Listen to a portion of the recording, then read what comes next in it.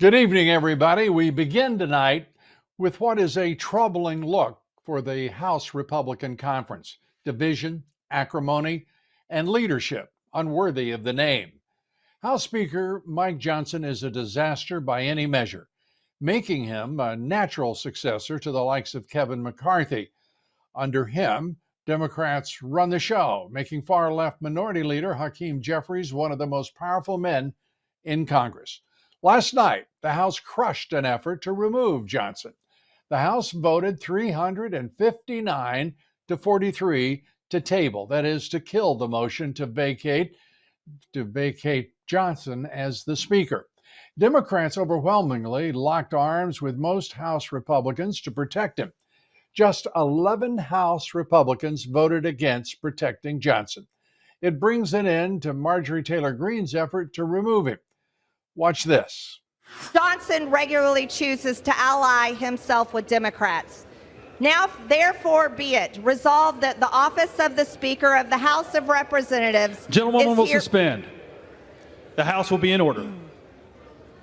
Gentlewoman's recognized. Resolved that the office of the Speaker of the House of Representatives is hereby declared to be vacant. The yeas are 359, the nays are 43, with 7 answering present. The motion is adopted. Without objection, a motion to reconsider is laid on the table. Hopefully, this is the end of the personality politics and the frivolous character assassination that has defined the 118th Congress. It's regrettable. It's not who we are as Americans, and we're better than this. We need to get beyond it. The Speaker of the House serves the whole House. That's the job, everybody. But I am a lifelong movement conservative Republican, and I intend to continue to govern in accordance with those core principles. Well, he's fallen far short of that, and President Trump chimed in as well. The president saying that now is not the time to oust Johnson, but that time could be soon. In other news, former Republican House Speaker Paul Ryan says he will never vote for President Trump. Character, Ryan said, is too important to me. Well, he's never worried about his own. He has aligned himself with the establishment Rhino Republicans and, the Chamber of Commerce throughout his career. We're sure Ryan's refusal to endorse President Trump devastates this audience. In this country of over 300 million, there are tens of people who actually care about what Ryan has to say, and they hang on, I'm sure, his every word. The lobbyist beyond measure. And while people like Ryan are reflecting on their self-perception of moral superiority, Joe Biden is tearing down what remains of liberty in this country. Biden is poised to enter into an arrangement with the World Health Organization that would give that globalist body, that UN agency, more power. So much more power that, in effect, Joe Biden would be surrendering the tatters of what's left of American sovereignty to an organization that has become China's principal partner. Led by Senator Ron Johnson, the entire Senate Republican Conference sent a letter to Biden calling on him to do the right thing for once. Senator Ron Johnson joins us tonight. And Senator, great to have you with us. And thank you so much for focusing on this critical issue. Your sense of how tough a fight this is going to be, is Joe Biden committed to turning over subordinating the CDC and other public health agencies in this country to the World Health Organization? What is your view of how this is going to wrap up? Will Biden win on this? Well, if he wants to get an agreement with the WHO, he'll be able to do so. And he can probably, thumb his nose at us and not submit it as a treaty. But I was heartened by the fact that I got every Republican senator to sign my letter that basically told him to walk away, reject the treaty. And if he doesn't walk away, if he agrees to it, to at a minimum bring it before the Senate for discussion, debate, and ratification. Bottom line, it wouldn't be ratified. So the fact that we had all 49 Republican senators tells me the public is aware of this. They were certainly supportive of those Republican senators signing that letter. It got a fair amount of publicity. And so what we need is the public to go and start contacting Democrat members of the House and the Senate. You know, I also had an amendment that would have deemed any agreement a treaty. We have a bill now, and Tom Tiffany has a companion bill in the House that would deem any agreement a treaty, forcing it before the Senate for ratification. So if we get bipartisan support for that, Lou, there should be nothing partisan about defending our national sovereignty and our personal health autonomy. There should be nothing partisan about that. But I think that's the state of our politics today. It's become so partisan that if their guy agrees with something, regardless of how harmful it is to America, like the open border, they're going to line up behind him and support him. It's really sad. It is sad. It's infuriating as well. And it's likely the reason that President Trump's intensity among voters is so much higher than that of Joe Biden. And that augurs well for the outcome on November 5th. But when you mentioned the border, watching this regime of Joe Biden's turn over that 2,000-mile border without a squeak to the Mexican drug cartels, it looks like it'd be small potatoes for him to just simply subordinate the United States government to the United Nations.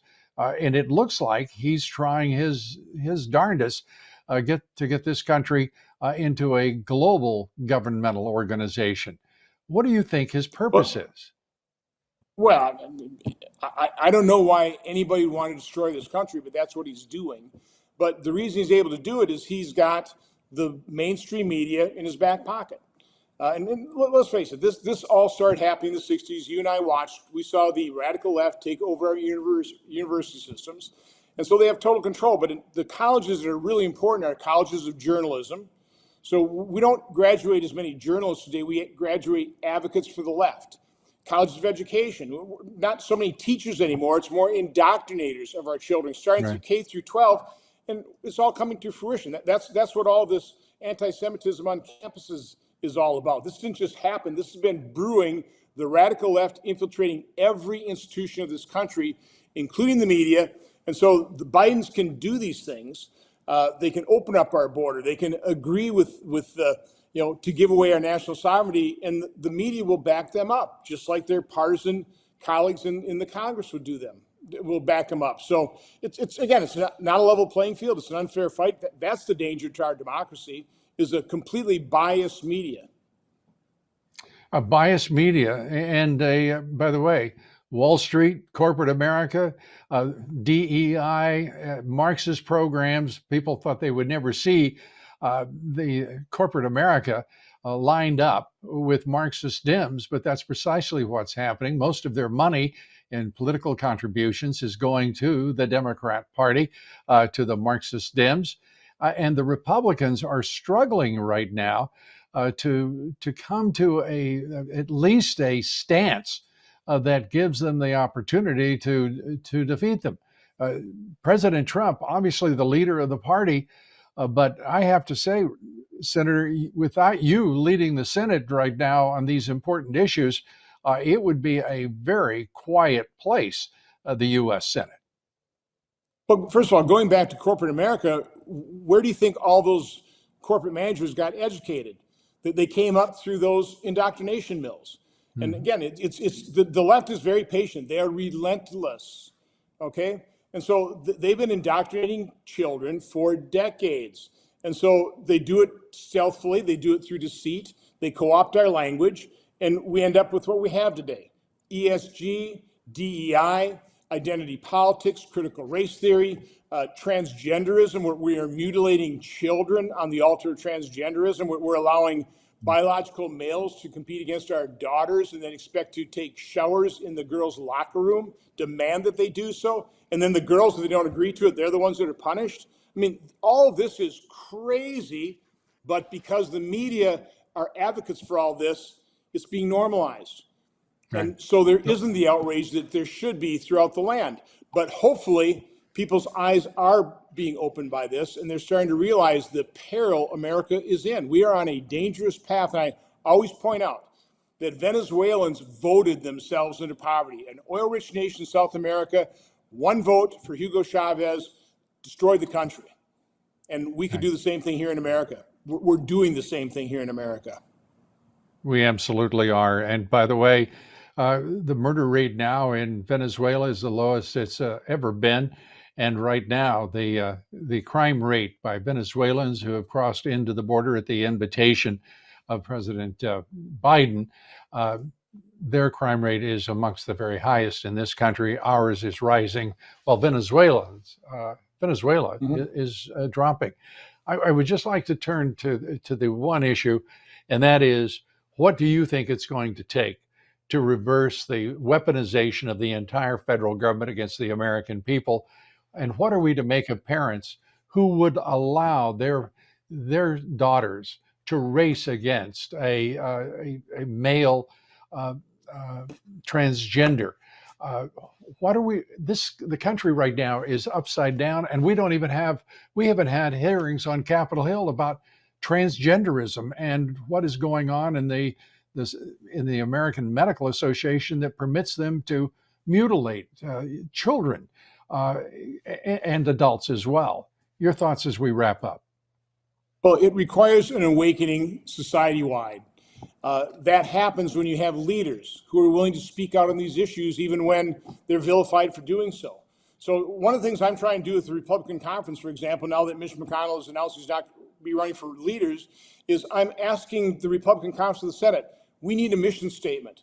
We need to know what we stand for, what we're willing to fight for. My one-word mission, or my one-sentence mission statement would be pretty simple: to counter the ideology and policies of the radical left that are destroying America. We need to do that. Right now we're wrapped up in, do we get amendment votes, pass this omnibus spending bill that mortgages our kids' future, and I guess some people are proud of those accomplishments. We need to address these serious issues that, quite honestly, our supporters are fully aware of and are highly disappointed in the fact that we're not addressing this effectively. So that's what I'm trying to lead in the United States Senate. Senate is a mission statement that speaks to what Americans, conservatives want, and that's freedom. And they want their country back. Absolutely. Senator, I hope that you are thinking about running for that, what I hope will be a majority leader position. We wish you all the best, and we thank you for all you're doing for the country. Senator Ron Johnson, thanks for being with us. Stay well. Well, Bidenomics is a remarkable failure.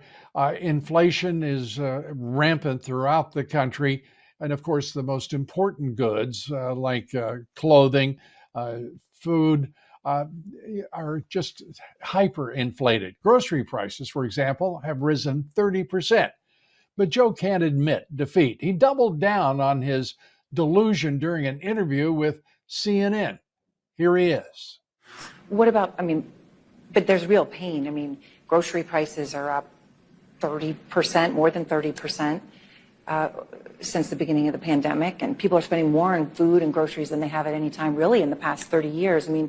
That's a real day-to-day pain that people feel. It really is, and it's real. But the fact is that if you take a look at what the people have, they have the money to spend. It angers them and angers me that you have to spend more. For example, the whole idea of this notion that Senator Casey talked about, shrinkflation. I think it's on your program. Same price for a smaller bottle of juice or something. For example, Snickers bar, they did a thing, and it's like 20% less for the same price. That's corporate greed. That's corporate greed, and we've got to deal with it, and that's what I'm working on. Can you believe that man is at least the puppet president of the United States? That he would be even a puppet is appalling. To make those remarks and to do so as faultingly and haltingly as he did. So Bidenomics is a failure because of big grocery greed. He didn't mention Donald Trump, but he certainly will. In the same interview, Biden claimed he inherited a 9% inflation rate from President Trump. The real number, 1.4%. This is your president, Joe Biden. Well, Eric Trump did respond to Biden's lies and called him a clown. I don't think there's any room for disagreement with anyone on this broadcast, certainly, or in the audience. Turning now to the deep state. What is the top priority for the Federal Bureau of Investigation these days? You don't know? Neither do I. The Bureau has acknowledged that there are national security threats among the illegal aliens that Joe Biden has invited by the millions into our country. So that has to be a principal focus, wouldn't you think? Right? No. Instead, the Bureau is renewing its censorship efforts ahead of the presidential election. The FBI planning to partner with the Cybersecurity and Infrastructure Security Agency to go after quote unquote disinformation. Now, I have to tell you, this is outrageous. Either agency, the Cybersecurity Infrastructure Agency or the FBI being involved in disinformation, that is a straightforward announcement of an intention to intervene in our constitutional right of free expression. And it means the FBI gets to decide what is and isn't disinformation. Somebody needs to tell them where they're going to go with that idea. Recall that Facebook started restricting information about the Biden family in 2020 under guidance from the FBI.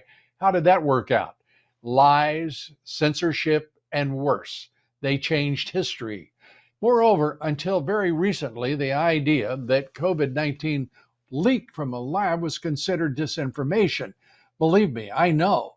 But now we know that our intelligence agencies participated in hiding those facts, that truth, from the American public.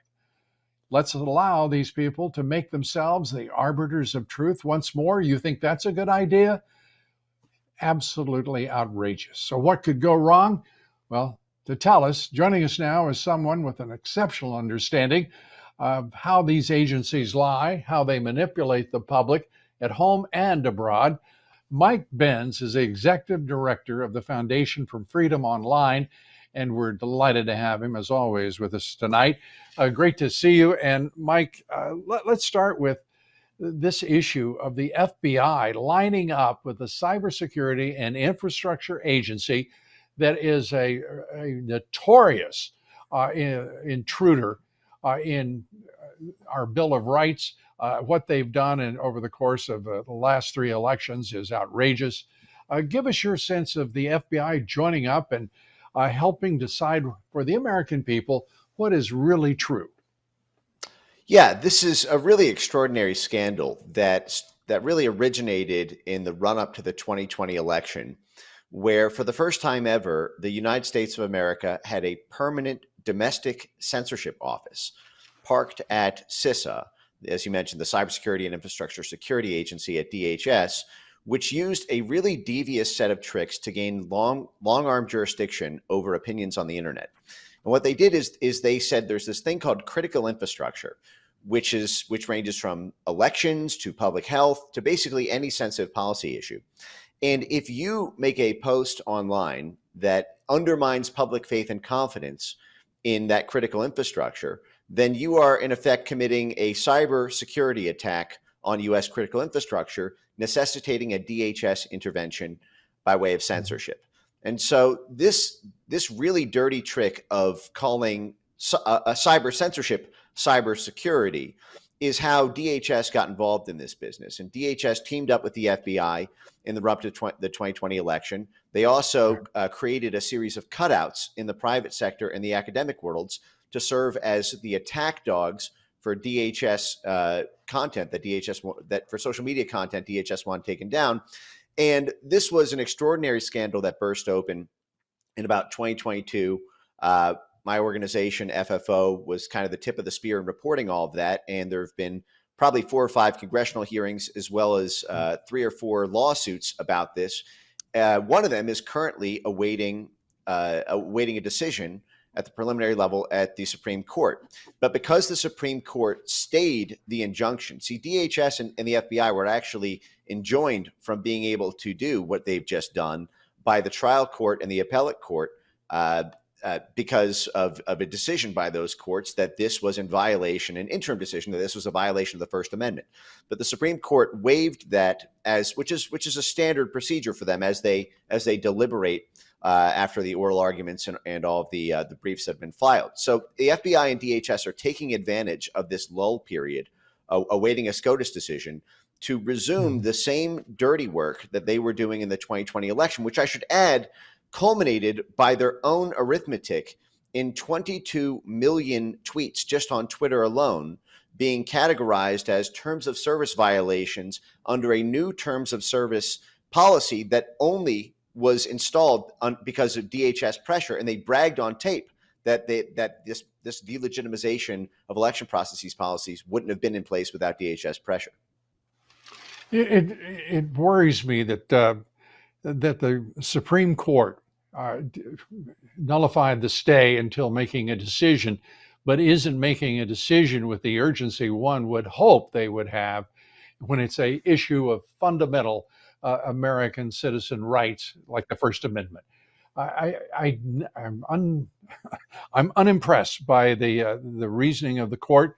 I'm greatly fearful that we're watching what will be it's already institutionalized, but this joining of the FBI and the cybersecurity agency is as worrisome as it could be. That is giving the cybersecurity agency effectively they can tote guns and do whatever they want conjoined with the FBI.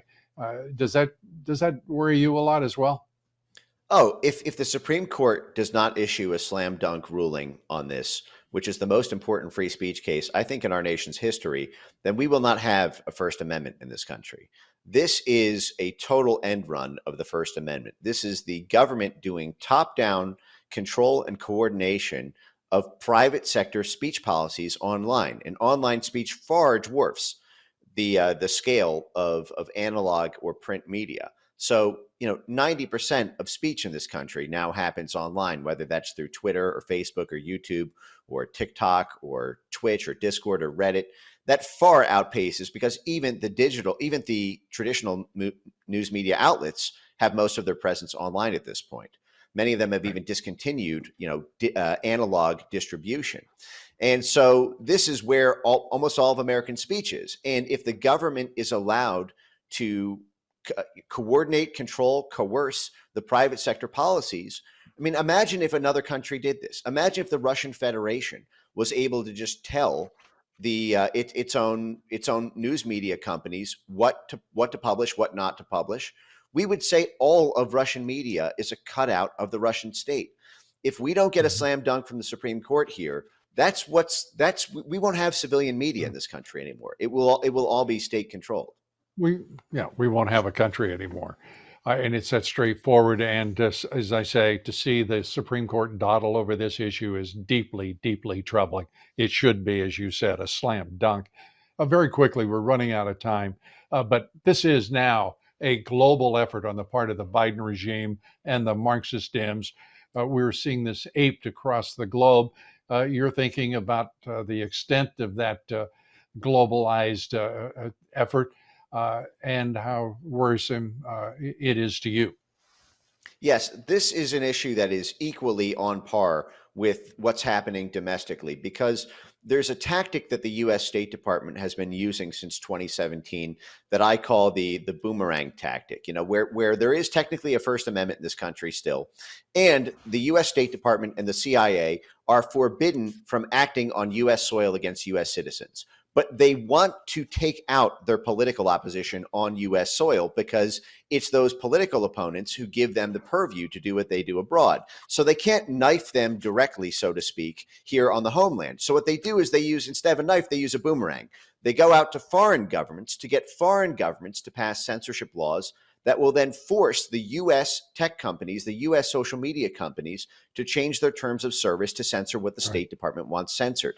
And they now have a worldwide octopus program for doing this. This is something that I'll be publishing through FFO in the next week or two.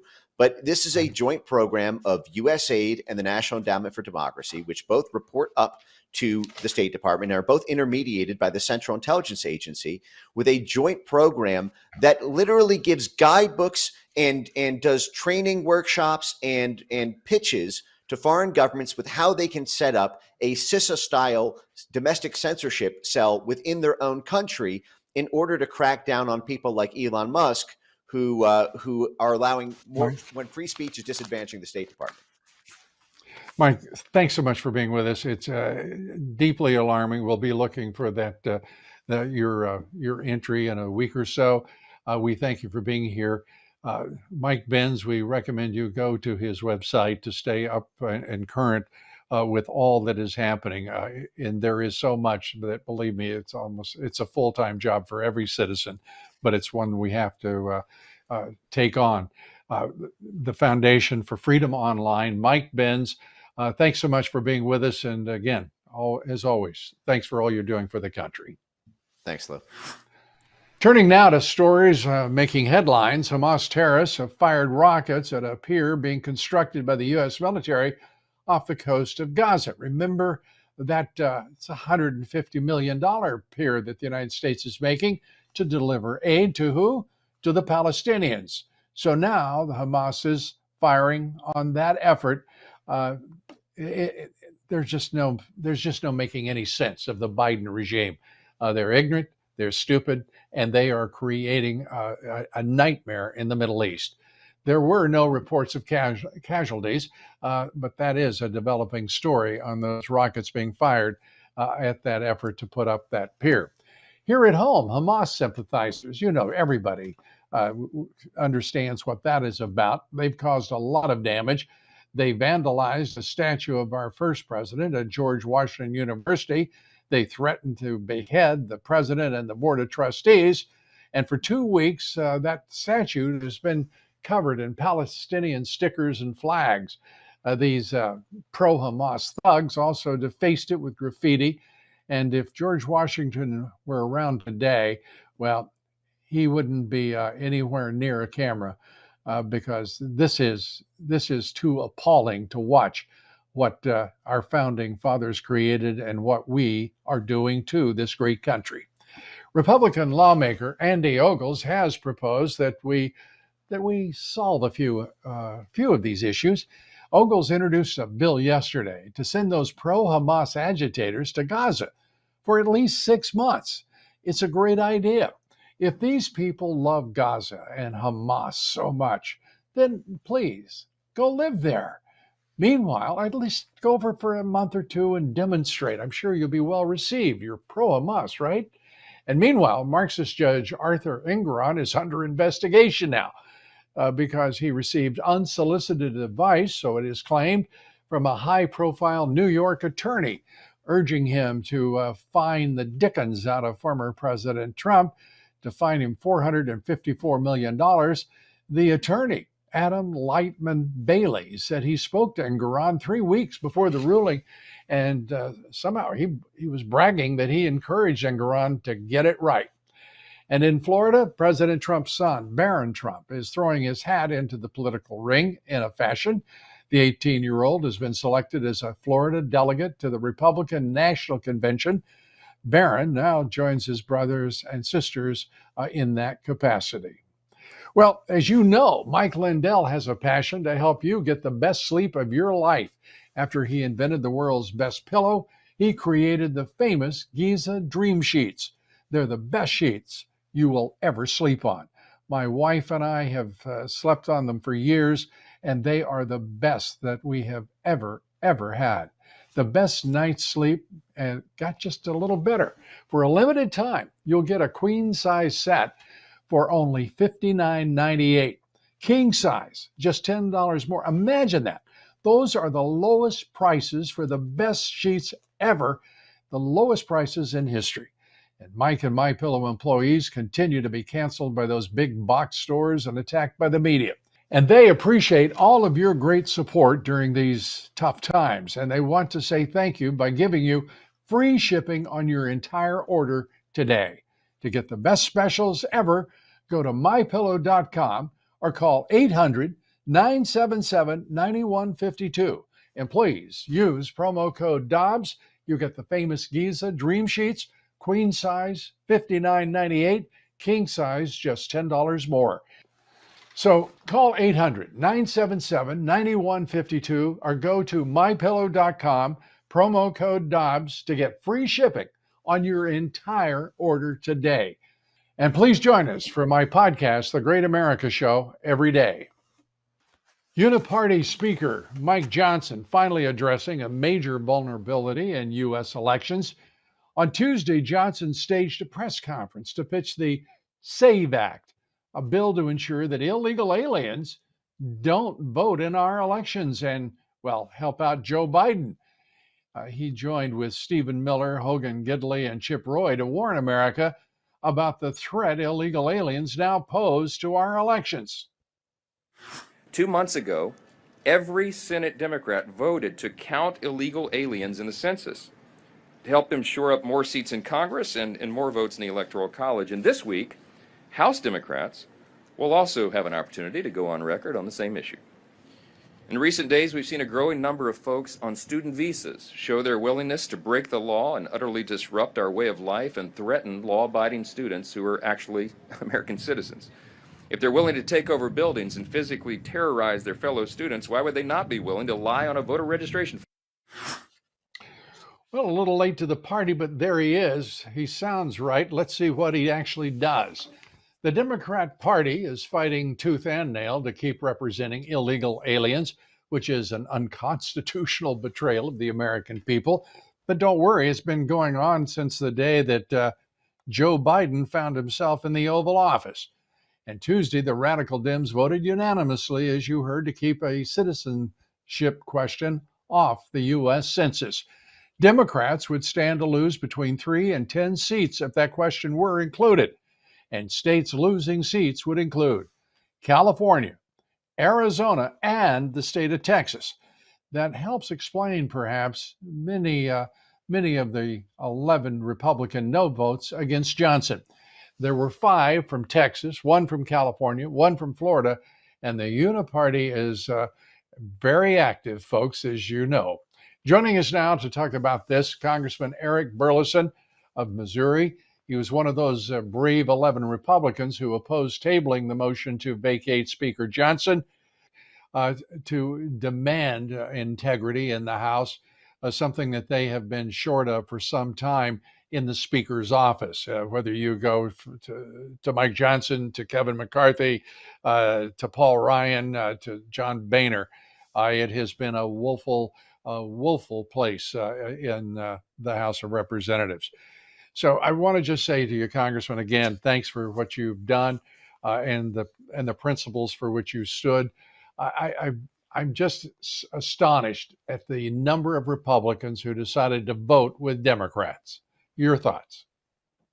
Yeah, whenever I ran, before I was a member of Congress, just couple of years ago, like you, I've been frustrated with the outcome of the Republican Party, and there's always some excuse for not doing the hard things and not doing what we expect them to do, whether that was actually repeal Obamacare or actually implement term limits as they promised.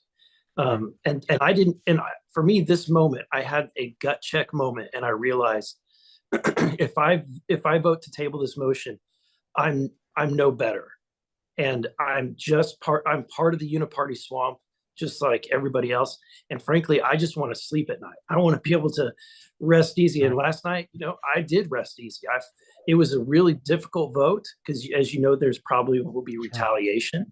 But at the end of the day, everything's in God's hands. Right, in God's hands, indeed. And right now, the Congress of the United States looks to me like it's in the devil's hands when we're talking about Hakeem Jeffries and we're talking about Mike Johnson. I just want to go through a couple of things. Congressman Massey put out this basically the resolution to strip the Speaker of his powers, his gavel.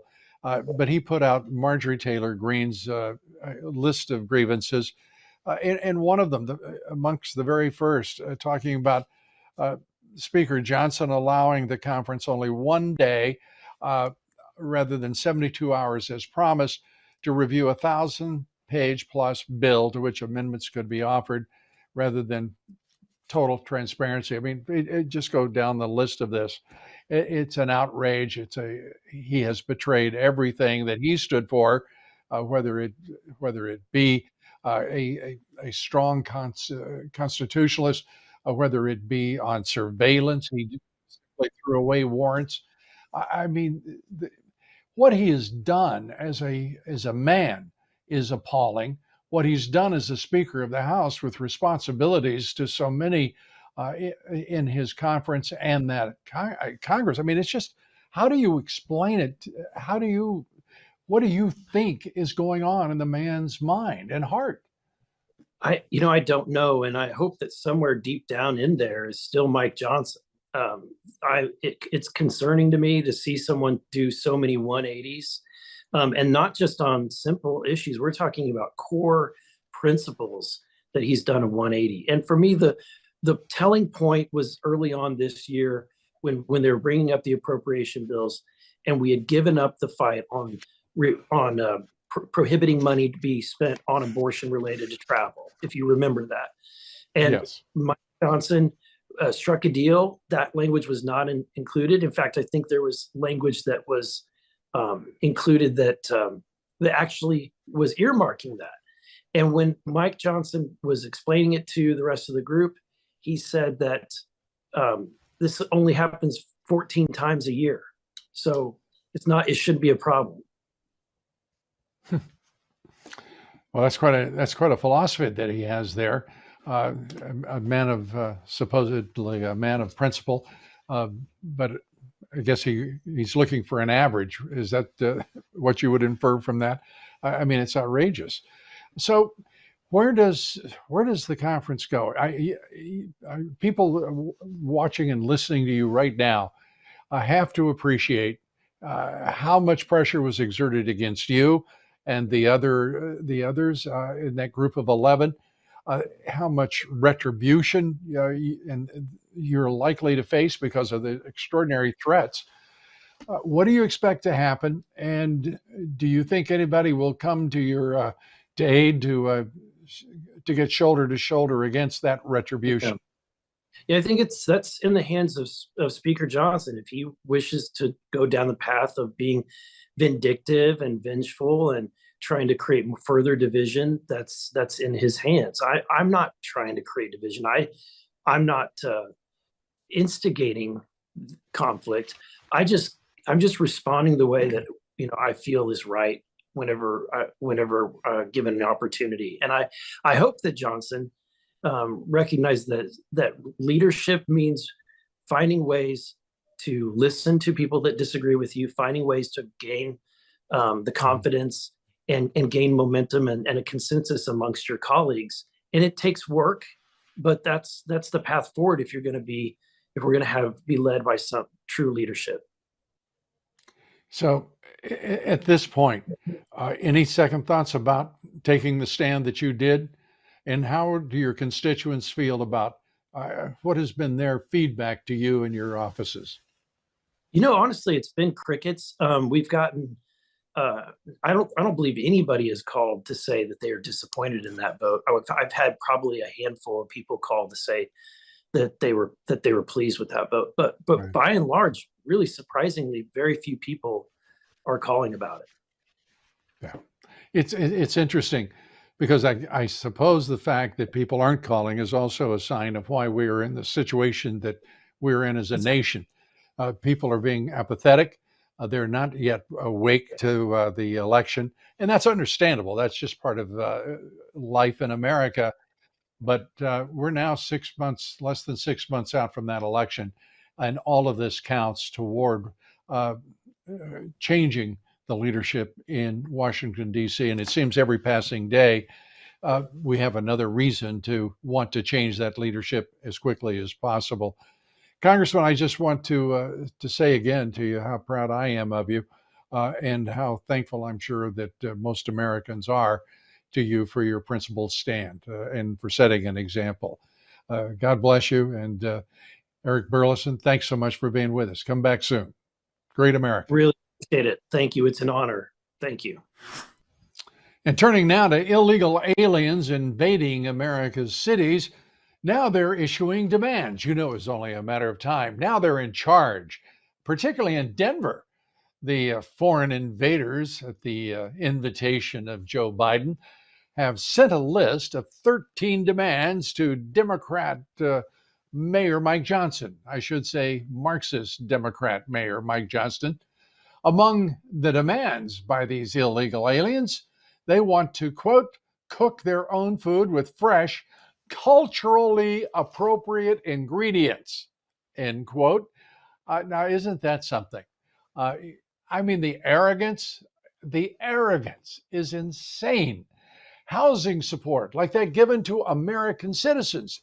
Well, yes, I mean, they haven't done anything but invade our country, and they expect to get the same support as citizens. Why not? It's incredible. It's Denver. Denver is peopled by people who are, well, somewhat rationally challenged, I'll put it that way. And they want employment help.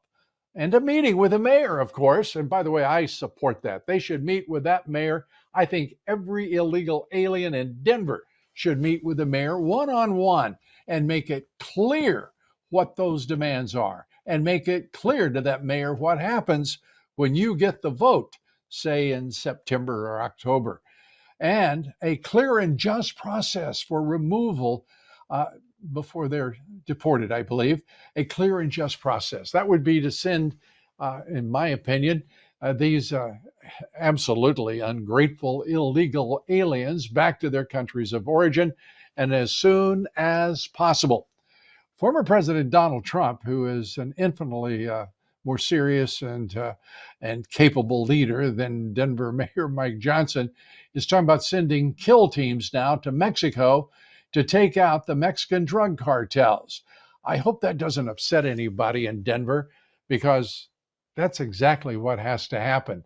This country has to find its way back to restoring this nation in its former glory and its faith and principle. Mexican drug cartels, by the way, are killing thousands of young people every year with deadly fentanyl. To be precise is impossible, but estimates are well over 100,000 Americans die every year from deadly fentanyl. They're committing mass murder, those Mexican drug cartels, murdering the American people with the blessing of the Marxist-Dem Party and Joe Biden, who's turned over the southern border to the Mexican drug cartels.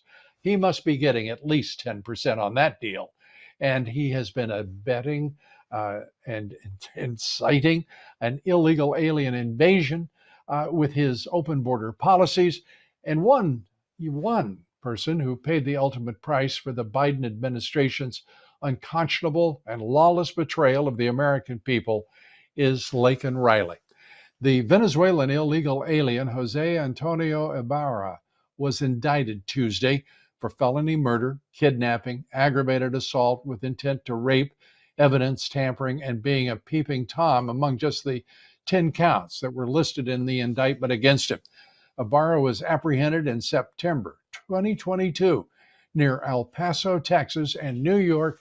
Police officers arrested him a year later for acting like he was going to injure a child. But he was released by the police department before ICE could issue a detainer. That's because New York didn't want them to issue that detainer, despite his criminal background. Biden's open border policy, sanctuary cities like New York, are literally a death sentence for thousands of Americans like young Laken Riley. Well, joining us now to discuss all of this is West Virginia Congressman Alex Mooney. He's another Republican who wants to remove Speaker Mike Johnson and stood up on exactly that point. Congressman Alex Mooney, great to have you with us. I just want to say, first of all, I salute you for your principle, your courage, and to do this. I mean, that took a lot of guts, Congressman, and you're much appreciated.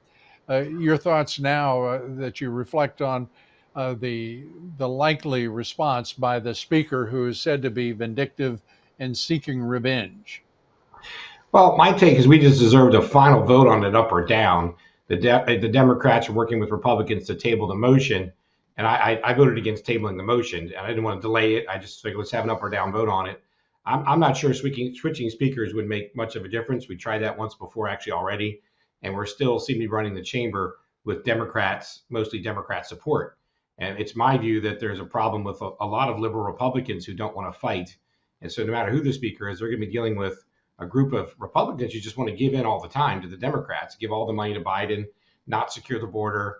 And it's really upsetting to the American people. So I voted against the motion to delay it, the motion to table it, the procedural motion. But I don't know that we should switch speakers. I don't think it'd make a difference, frankly. I think the problem is liberal Republicans who don't want to fight at all, which is why I'm running for the U.S. Senate, so I can take care of one of those problems here in West Virginia. Right. Now, to be clear, you voted no on tabling the motion, did you not? Correct. Yeah, I wanted it not to get tabled. I wanted to see a full vote on the issue itself. And Right. The goal was to show the Democrats had all said they're going to vote to keep the speaker. So he wasn't going to be removed because the Democrats are going to vote to keep him there. And I think it was good to have that vote up or down on the final passage. Right. Well, at this point, how does it ever perplex you to think, how is it that the Republicans have had 4 speakers in a row, going back to John Boehner, Paul Ryan, Kevin McCarthy, and now Mike Johnson? How in the world is it that the Republican conference can't come up with a speaker who is an effective leader? What is it about the conference itself? I mean, now we have to ask, what is the conference doing and why to end up in these messes? And I've been there for all 4 of those speakers you just mentioned. And, I think there's a group of Republicans. There's a Tuesday group, and there's something called the Problem Solvers Caucus. There's a group of maybe just 20 or 30 aggressively moderate to liberal Republicans who will happily vote with Democrats, make motions like bring bills to the floor with Democrat votes, and scuttle most of the conservative conference. So I'm in a group called the Freedom Caucus, where there's a group of us willing to fight our own leadership when they go too liberal, try to push them to the right. But there's another group, the Tuesday group, and there's other, individual members who just are not that conservative and don't want to fight. I guess they just give up on withholding the spending, and they don't think we can win the battle of a Democrat caused government shutdown that the liberal media will try to blame on Republicans. So they just every speaker has to deal with these folks. I mean, Paul Ryan tried really hard to do the right things and pass spending bills, but one of them died on the House floor because liberal Republicans wouldn't vote for them. That actually happened last year too. The agriculture bill died on the House floor because 20 or so moderate Republicans wouldn't vote for it, and all the Democrats voted against it, and it killed our spending bills with cuts in them and the things we need to do. So the problem really is electing conservative Republicans up and down the ballot, whether it's the U.S. Senate, like I'm running for now, against a liberal Republican who votes like a Democrat, or in the House, where there's Republicans who win these primaries. I say, go back to the voters. Voters need to pay close attention to who they elect as their representative. We have a lot of representatives in very conservative Republican districts that frankly vote with the Democrats and cave in. It's a mismatch, and the speaker's stuck with these people who will undercut them all the time. So, Congressman Mooney, at this point, your race for the Senate, how's that race going, and what do you think your odds are now to prevail over a liberal, as you style it? I started off, I think my odds are good. I started off far behind a year ago. These races take time to inform the voters, and I've closed it to within a single-digit race. The liberal media and the establishment is in denial of this, and a lot of folks should be more engaged. But the voters of West Virginia deserve a conservative U.S. senator. That's me, Alex Mooney.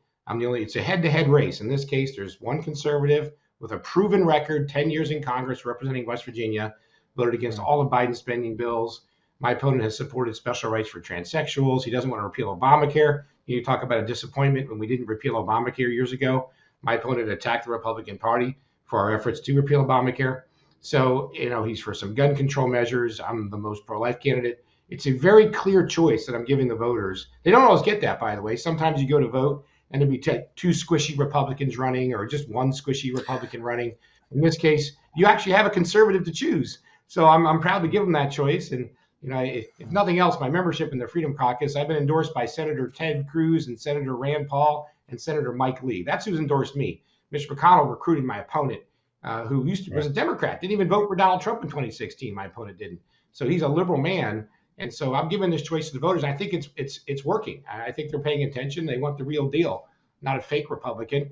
or Democrat light Republican who vote with them and cause more problems in this country. Well, I don't want to upset anybody in the U.S. Senate, least of all the minority leader. But anybody that Mitch McConnell endorses is somebody I would look at with great suspicion and skepticism. Congressman, we thank you so much for being with us. We wish you all the luck in the world in your race for the Senate, and we'll pray for West Virginia. Thank you so much for being with us. Thank you. Mooney for WB.com. Thank you. And now a story that we hear too little of in these troubling times of ours. One of the greatest sports athletes of all time, NBA Hall of Famer Michael Jordan, had one of his greatest slam dunks at his home state of North Carolina, in my opinion. He made a stunning $10 million donation to his family's third medical clinic that they built. He was flanked by his mother, Dolores, as he opened the clinic. It's good to see big athletes give back bigly. And certainly Michael Jordan has done that throughout his life. And as you know, Mike Lindell has a passion to help you get the best sleep of your life. After he invented the world's best pillow, he created the famous Giza Dream Sheets. They're the best sheets you will ever sleep on. Your best night's sleep just got even better. And for a limited time, you'll get a queen size set for $59.98, king size just $10 more. And I tell you, my wife and I sleep on these Giza sheets. They are, and we have for years, and they are the best we have ever had. It's amazing. You won't believe it until you try it. The lowest prices in history for those sheets, and Mike and MyPillow employees continue to be canceled by those big box stores. They're attacked by the media. They appreciate all of your great support during these times and want to thank you by giving you free shipping on your entire order today. To get the best specials ever, go to mypillow.com or call 800-977-9152 and use promo code Dobbs. That's DOBBS. You get the famous Giza Dream Sheets, queen size only $59.98 and king size just $10 more. So call 800-977-9152 or go to mypillow.com, promo code Dobbs, and get free shipping on your entire order today. And join us as well for my podcast, The Great America Show. Go to loudobbs.com or wherever you get your podcasts. Thanks for being with us. Join us here tomorrow, 7 o'clock Eastern, 6 Central. Congressman Andy Ogles here to talk about his new legislation that would send college protesters to Gaza. How's that for a great idea? And coming up right after this, the Lindell Report. You don't want to miss that. Thanks for being with us. God bless you, and God bless America.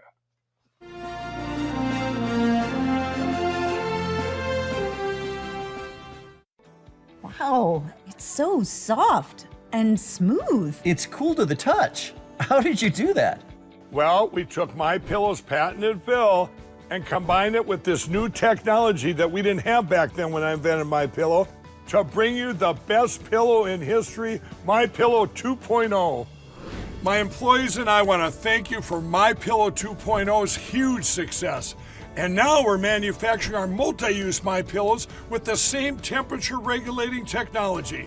Made with my patented adjustable fill and new cooling fabric, they're truly the next generation of MyPillow. So go to mypillow.com or call the number on your screen.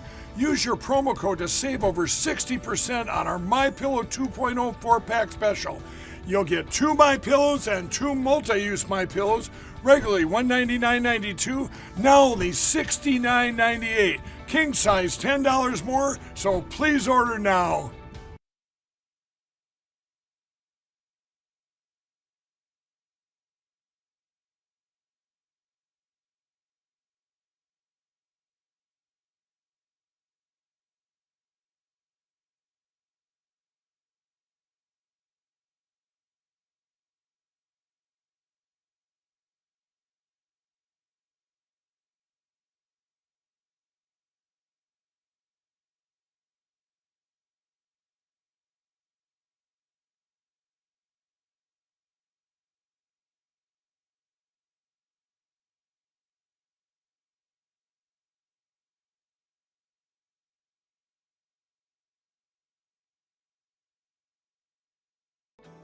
Wow, it's so soft and smooth. It's cool to the touch. How did you do that?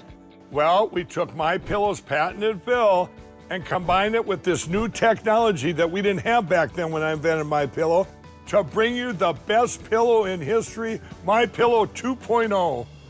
My employees and I want to thank you for MyPillow 2.0's huge success. And now we're manufacturing our multi-use MyPillows with the same temperature regulating technology. Made with my patented adjustable fill and new cooling fabric, they're truly the next generation of MyPillow. So go to MyPillow.com or call the number on your screen. Use your promo code to save over 60% on our MyPillow 2.0 4-pack special. You'll get 2 MyPillows and 2 multi-use MyPillows, regularly $199.92, now only $69.98. King size $10 more, so please order now. Mike Lindell here, and like you, I see our country being destroyed daily. We face massive economic issues, and I can tell you from firsthand experience, there are people in power who threaten the values that have made our country great. Well, I've been a believer in gold and silver for a long time, and I've searched for years for a partner that shares my values. Well, Genesis Gold Group showed me how easy it is to protect your IRA, 401k, or your retirement with gold and silver. Their faith-driven approach to service and stewardship is one that stands out from the rest. So call Genesis Gold Group now at 1-800-200-GOLD. That's 1-800-200-4653, or go to LindellGoldRush.com now.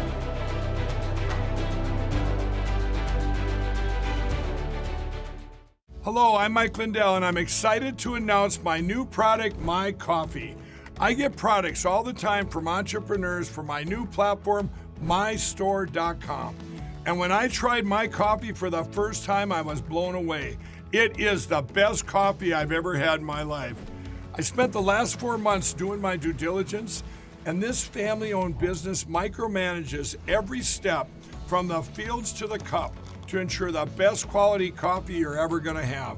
It starts with the beans that are grown in Honduras. Honduras's volcanic soil and humid climate make the perfect growing conditions for coffee plants, which produce the best beans ever. Then each batch is tested for its aroma, taste, and other aspects to meet the highest standards in the coffee industry. And after that, it goes into production, which is all done right here in the USA. It's like you're getting that small batch specialty coffee, but delivered right to your front door. So go to mystore.com or call the number on your screen, use the promo code, and you'll get your very own My Coffee for 25% off. You guys all know that I've traveled the country for the past year and a half. I've stayed in hundreds of hotels. I've tried every coffee out there. Well, some of the coffees have that terrible aftertaste, some that leave me jittery, or I get an upset stomach. Well, My Coffee is different. It's the richest, smoothest, best coffee I've ever had. My Coffee comes in a variety of flavors. You get them ground or whole bean, plus it's certified organic and non-GMO. I guarantee it'll be the best coffee you've ever had. So go to mystore.com or call the number on your screen. Use your promo code and you'll get My Coffee for 25% off. And I'm going to give you deep discounts on all my store products. That's mystore.com. It's my new platform for USA entrepreneurs. You ever see this guy with the pillows on Fox?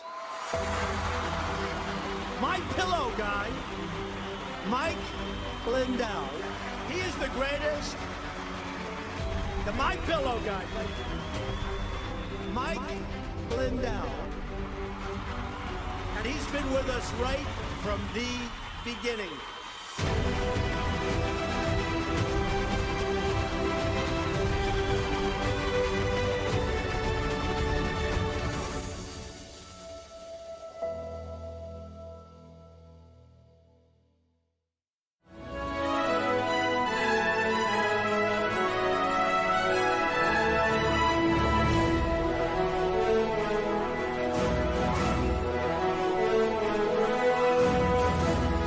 Hello, everyone. As you know, we've been filming a new documentary this week, and it's going to come out in a week or so.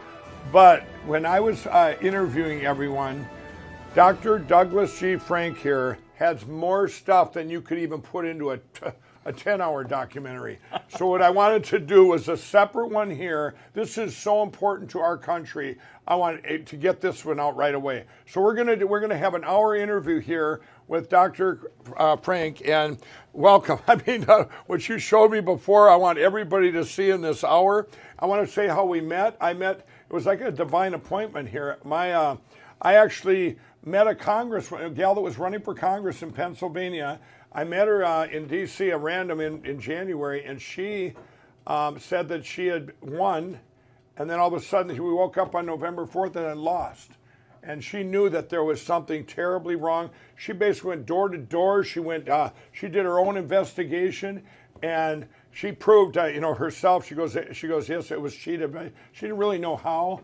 And so she went out and got a hold of different people to help her with this. And one of them was Dr. Frank. And when I was doing this documentary, she said, well, you need to see what he has. It was amazing. And well, so let's get into it. What's your background? Tell everybody. I'm a PhD scientist. I've been doing science for about 40 years aggressively. Got about 60 scientific publications. Right. Some of them are cover articles and invited articles because I happened to make a pretty good discovery once back in the early 90s.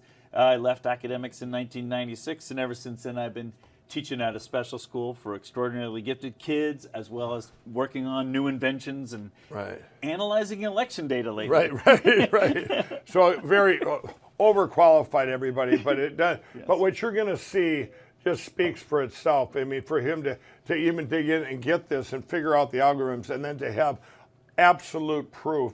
What we have over here, what you're going to see when this is done, when I showed you in absolute proof the first documentary we did with all the cyber attack on our country, who did it, when they did it, why they did it, we know the IP addresses, the IDs of the computers, everything. Now you're going to see that this was nationwide, and these two come together, and it is absolutely fits like a glove. So why don't we just get right into it? So what do you have? I found were the algorithms that control how many registrations and how many ballots you need in every county to control an election. That's what I figured out. Right. And it's widespread. It's in every state that I've checked so far, and it's to magnificent part per million detail. Really? So I know it's not an accident. Right. It has to be done by an algorithm. Right. It cannot be done by humans. It could not be done. I want everybody to know that. Yes. But you're going to see it's impossible to be done by humans. It had to be done by machines, i.e. computers, and they had to be online? Absolutely, the whole time. The whole time. So you have to beforehand, during, and after. Before, during, and after. In other words, you have to plan the attacks. Yep. You have to plan the algorithms. Yep. Input them. Yep. Then it has to be online during. Yep, it does. And then afterwards to check your work. Well, and clean up the clean up the mistakes. mess, clean up the mistakes. Because computers are stupid. They can't do anything themselves. You have to tell them everything. And what you tell them is a set of instructions. Right. That's called an algorithm. It's just like a recipe. Right. A recipe is a set of instructions. And so don't be afraid of that word. Right. The first thing you need to understand about the way elections are managed is they have what they call a registration database. This is for every precinct, every county in the country. They have one of these. And in each one, Can anybody get this? In most states, you can download these for free. Okay. But in some states, they're expensive. You have to download them. But politicians use these all the time because they tell them every person in the district. And it also tells their voting history. Is this a Republican? Is this a Democrat? Do they usually vote? Do they not vote? Because why would you want to go knock on, if you're a Republican, why would you go knock on a Republican's door who you know is already going to vote for you anyway? You're looking for the people that don't usually come out. You want to go knock on those doors. So why is this significant here?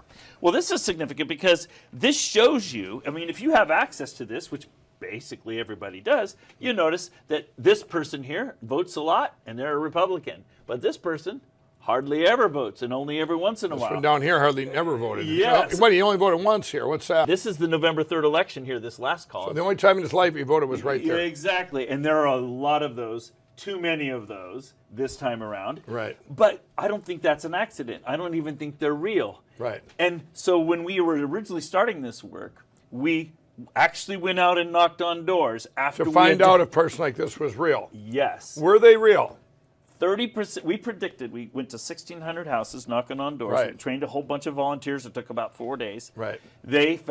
We predicted that we'd find about 30% of the houses we knocked on would have at least one phantom voter. What that means is, it says on the roll that John Smith lives at this address and that John Smith voted, but then you go knock on the door and no John Smith lives there. Right. Okay, so wait a minute, that's a phantom voter. So you were basically, this raised a flag. Yep. And then you said, well, I'm going to go out just to make sure I'm not going down a bad path. Let's find out if these people really exist or not. Exactly. Your theory, though, proved right. 30% did not exist. It's 32. Or 32%. But we predicted 30 and we found Okay. 32. So that's really good. So this is not just theoretical. So that made you go, I'm going all in. I'm going to look at this. Absolutely. Okay. And absolutely. In every precinct, you can show too. Like, for example, in this precinct, this is by age. And this is by age and how many people in this particular precinct. This just happens to be one from Ohio. You notice that this is the number of people that are registered by age, this blue curve, and then this is the number of ballots you have by age. So if you needed some more ballots, if you needed to, because you wanted to swing one of the down ballot elections, like there's some judge you want to win, you just have to go along and find out, well, gee, I've got a few more voters here. Let's go look and see who never votes, and let's print a ballot for them and turn it in. It's a really simple thing. So that's an algorithm. Find the people that never vote, print ballots, turn the ballots in. They don't even know.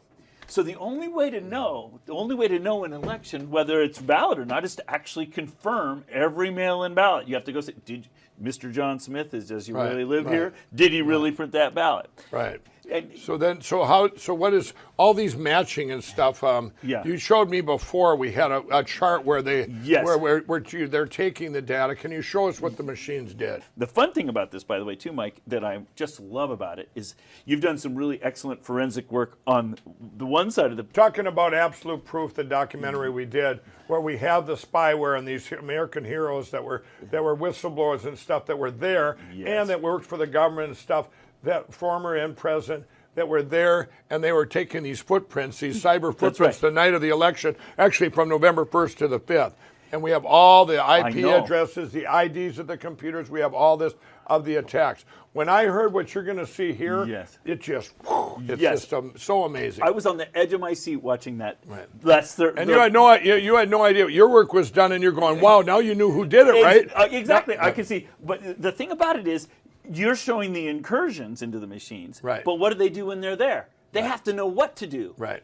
That's what the algorithm is telling them what to do. Let's see what you got. Everything here, anybody can do. You can download it and confirm. Okay. So that's part of. So anyway, so here's the population. This is downloaded from the census. You can see the millennials and the baby boomers. And the people what this is, it's just a graph of Hamilton County. Yep.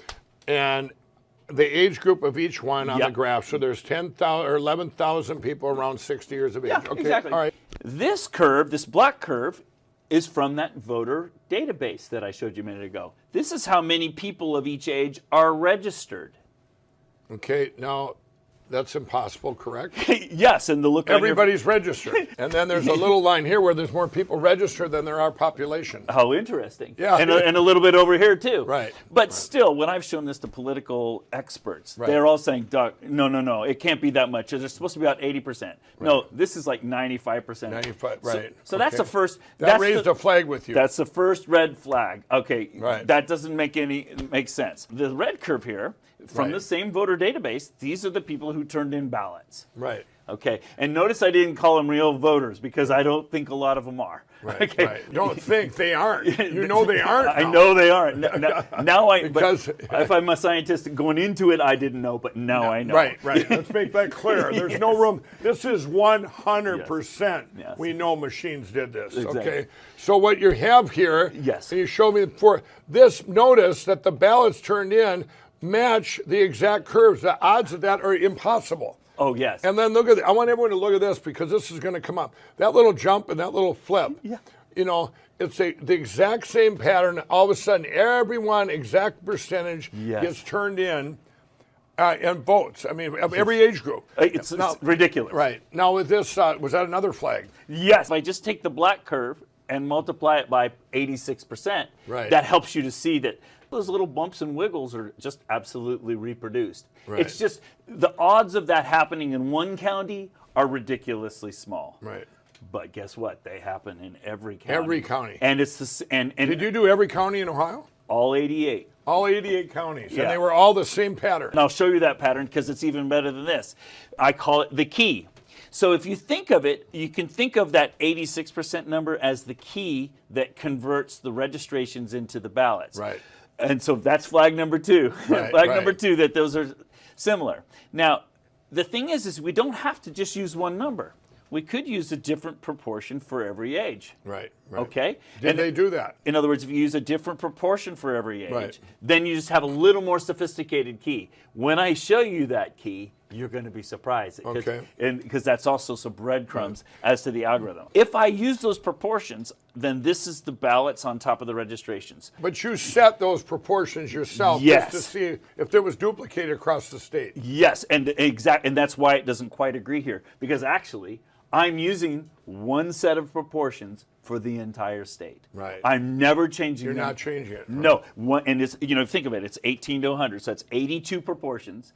You put it in one time, you So never what you're change it saying again. is, what you're saying across the state, every single 70-year-old across the state was exactly this percentage. Yes. Exactly. Every single county. Every single age group was exactly Yes. like X percent Yes. of each age group voted. Which, of course, is preposterous. It's preposterous. It's right, preposterous. Okay. This is the shape of that key. Okay. This is the key that converts registrations to ballots. Mm-hmm. In other words, the proportion of 20-year-olds Right. or the proportion of 30-year-olds or the proportion of 40. And you look at that curve. Right. That's a really smooth curve. Right. In fact, mathematicians recognize this. It's called a sixth-order polynomial. The beautiful thing about a sixth-order polynomial is you only need 6 numbers. So now I don't need 82 numbers anymore. Right. I just need 6 numbers and a turnout number, which would be a 7th number. Right. And I can predict every county in Ohio. Right. Now 6 numbers. So what you're saying there, Dr. Yes. Frank? They're saying that they set this in the machine. Yes. Or set this beforehand. Yes.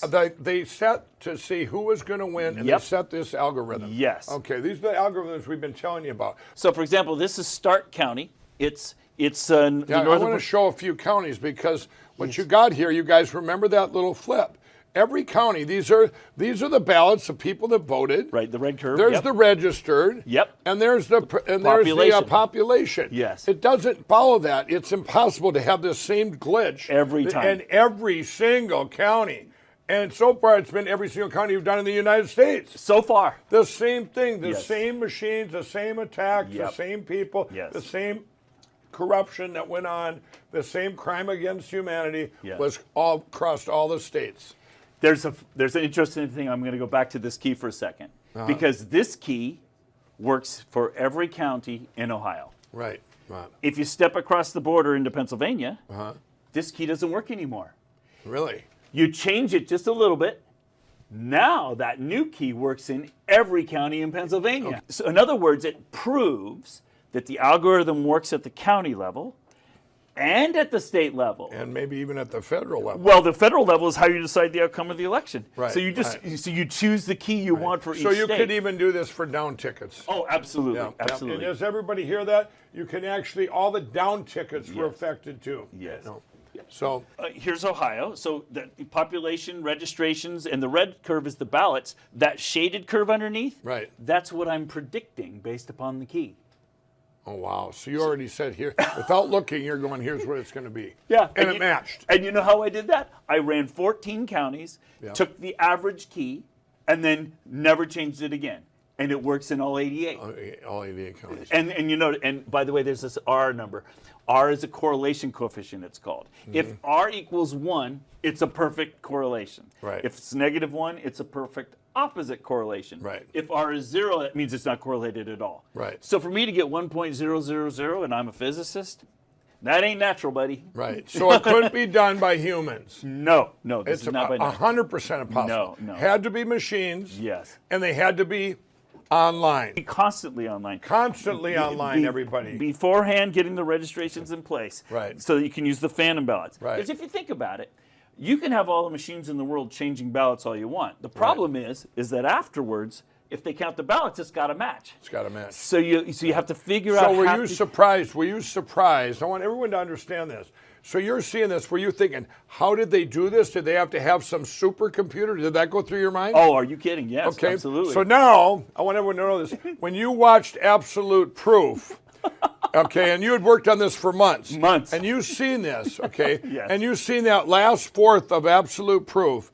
Yes. You knew that there was such a device out there. I was on the edge of my seat. I was going, oh my gosh, I see that column. I know exactly what they are doing at each of those steps. Right. But until that point, you're going, how could they have come up with this supercomputer or whatever this is? By logic, I could deduce things. Right. You knew it happened, but you didn't know, like, wow, what did they have, a computer the size of Iowa, you know? Right. But they do it, and it does exist, and it's out there. Yes. And we have, by the grace of God, we had people that were using that, or I mean, at least watching them use that the night of the election and the 5 days from the 1st to the 5th. Yeah. And so we have every cyber footprint, every flip, every computer, every ID. We have all that because it takes a lot of technology to be able to pull this off. Yes. It's like you have to have a whole bunch of computers always online, always interacting with stuff. I just want you to see that it's not an accident that it worked. Yeah, let's go to a couple different counties. So here's Ashland, Butler, Clinton. So if everybody's watching here, you remember them two glitches? I mean, they're all following these same patterns over and over again. Over and over and over and over again. And with these R is your 999, and so it's the same algorithm. It's stupid. It's too good. It's too That's good. not natural. It's unnatural. You notice that they're being careful to keep the black curve under the blue curve. Right, the black is the register and the population. Here it went a little bit by it, okay? Yeah, and you don't, but think about it. If it goes by it, then you're going to have dead voters and you're going to have, you're going to have. Which right there went by it. Exactly, so you're going to get caught later. You're right. You don't want to get caught, so you want to try and keep it under the blue line. So you keep the black curve under, and then the red curve is always and under they that. went over, you know. Yeah, but they, exactly. So, it's like coloring, and you don't want to go outside the lines. Perfectly stated. Right. Colorado, explain that little. Here's the population. The blue line. And this means that even more people voted that live there. Yes. And way more people registered. Yes. Thousands more registered. Well, how do you explain that? If I was look at this, look at that. What's going on? There are more registrations than people. Well, what normally happens is people move out of an area, people die, and you're supposed to take those people off the registration rolls. Okay. And so most registration rolls shrink by about 1% per month. I've noticed. If you don't do that. If you don't clean up the registration rolls, then over the years, you can build up a nice credit line of phantom voters to draw upon. More people voted than live in the county. Okay. These are all the county names, and this is the eligible population to vote.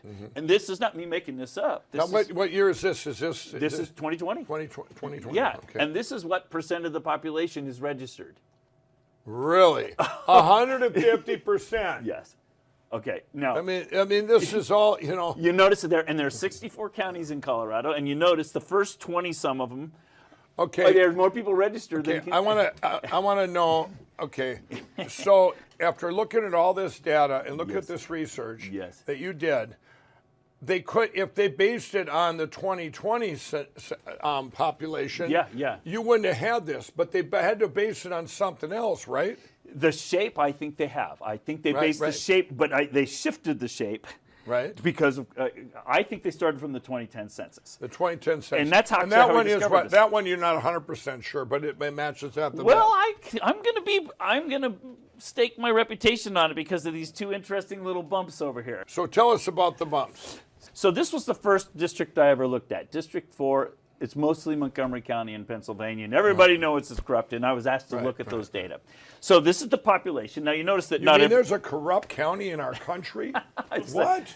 So this is everybody, and of course, everybody can't vote. Right. You got to get rid of your 18-year-olds. And plus, and then I did a little research and found out about 2 to 3% of the people from other countries and things. So I subtracted 4%. So this is starting from the total population. You can download it from the census. It's not a big deal. And subtract 4%. So there are about 550,000 people eligible to vote. Right, got it. Now, if you actually download their database, this is who's actually registered. Right. And by the way, did you notice those 2 bumps again? Yeah, there's those 2 bumps again. Wait a minute, I was just showing you Colorado, wasn't I? Right. It was the exact. same 2 bumps. It was identical. The same 2 bumps. Now wait a minute. And so noticing that pattern tells you something. It's breadcrumbs, and you can. So you seen a deviation, or you know, that was there, and then you went and found what you had to go back in time and find out what year did the population match that. Yes. And what year was it? 2010. 2010. Yes. And I am going to backtrack a little bit now. I want to tell people out there, you're going, why are you showing Colorado and Ohio and these other states? You know, you had told me earlier, when you went into Pennsylvania and seen all this massive corruption and massive algorithms steal of our election, you're going, wow, I'm from Ohio. Nothing happened there, right? You went jumping back into Ohio, and it's just like I've been telling everyone all along. Donald Trump won 80 million to 66 million. We know that from our spyware and those great people, those great patriots. But what we also knew that couldn't happen in just these swing states. Right. It was all across our country. Yes. So Ohio, that won by 7 or 8%, really won by 16 or 17. And I've been telling people that for a month and a half. Yeah. Double Iowa, double Florida. Yes. The thing is, they didn't expect when you set these algorithms. Yes. Okay. Now when you set these algorithms, one of the things you really need to know, isn't it kind of like what you predict could be the number of people that are going to be in the race, so to speak? You have to know ahead of time. You have to kind of know, at least get close, right? Yes, exactly. And then you can adjust it later. Right, and they can adjust it later. But they were so far off with Donald Trump because they predicted 68 million. And he ends up getting 80 million in reality. Yeah. Now you got to make some. That's why it all shut down at 3 in the morning. Yeah. And we go, what are we going to do? We're out of race. They had to adjust the algorithm. They had to adjust the algorithm. Yes, exactly. And, so this is amazing. I just want everyone to know that, and why we're showing other states and not just the swing state. Right. It was every state. It happened in your state, happened in your state, happened in your state. Texas, when they said, oh, we didn't use the Dominion machines. Doesn't matter. The name of the machine doesn't matter. No. Smartmatic, ESNS don't matter. Right. Just in Dallas alone, there was 57,000 votes flipped on, and I don't even know if that was before noon.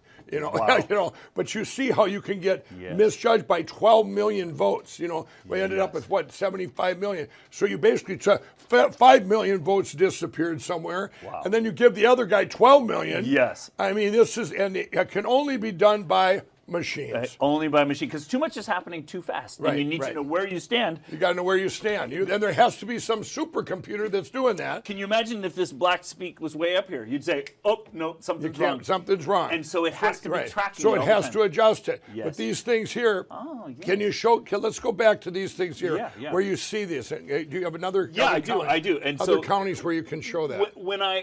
Every county I've looked at. Right. It's funny because we mentioned the 2010 census. Let me just show you that. Wow, look at this. This is the ballots for this district, and you notice the amazing parallelism, just like in the Ohio County that I showed. Right. And I'm going to stop there right there. Look at this, you guys. These are the registered voters. Now, do you really think on a normal election that's not using machines, this number could be down here? You don't have the exact percentage turn in their ballots and vote. Exactly. You know, every single person that to fit this thing would go and vote. It's 100% impossible. Right. And then to happen, you could say, well, in District 4 in Pennsylvania, one time maybe. One time it would be a 1 in a trillion probably. Right. But then everywhere it's impossible. 100%. It can only be done by machines. I can't stress that enough. Absolutely. And they all rhyme with Dominion. Oh wait, there's other Smartmatic, ESNet, all of them. You know, all of these, and it's just. You know, I sit here and look at. I want to bring this up. When you found all this, yes. I mean, what went through your mind? I want people to know. You know, this is brand new, everybody. You're seeing this for the first time. I'm seeing this for the first time ever today. I was so excited. I'm going. You know, we have enough evidence that we're going to dump for the next 6 weeks on the whole world and the country. That by the time it gets to the Supreme Court, they're all 9 going to go 9-0. Yes, our country's been attacked. Yes. We have been attacked by foreign actors, starting with China, and with help of domestic actors here that, they had to be let in. There's some bad people. But it doesn't matter if you're a Democrat or a Republican. This is an attack on our country. And it has to, we got to get the word out. We have to we have to spread the word of this. And I want everyone to know, they go, well, you know, all this evidence was looked at. No judge has looked at any of the evidence. All those cases that were dismissed, except for a couple in the United States, Antrim County, Michigan, Massachusetts, before the election in a primary, Dr. Sheba, which we showed in the last film, or documentary. But now it's popping up all over. You got Wisconsin, you got New Hampshire, you got Maricopa, they're going to let Georgia. Now all we got to do is take it, you get an audit these machines, but we don't even need that, everyone. We've got it all right here now, and we have the spyware, so we marry them together. It's 100% absolute proof. If I see one outlet over there of all the media going, it's a conspiracy. No, it's not. It's an attack on your country, Mr. Fake News. I mean, you should be worried everybody should be worried about our future of humanity, of this country. So when you see this, I mean, you probably thought I have the key to the world, and It was a little scary, but I admit, when I was watching the last part, I was on the edge of my seat because I was watching the 3,000-page log, and you got the IP addresses, and each one was removing ballots. And I'm thinking, I know what's happening in that last column. I can explain. How long did you work on your stuff? I mean, when I first discovered it back in December, I was working day and night because I was trying to be done by January 6th. And then I was working day and night because I was trying by the inauguration. by January 20th. This is a crime where there's no statute of limitations. It's a crime against every one of us, every person on the planet, actually. It goes far and wide into everyone. The whole world is watching. I said in the first documentary is, Ronald Reagan said, we're the beacon of light for the world. Absolutely. And if the lights go out here, they go out everywhere.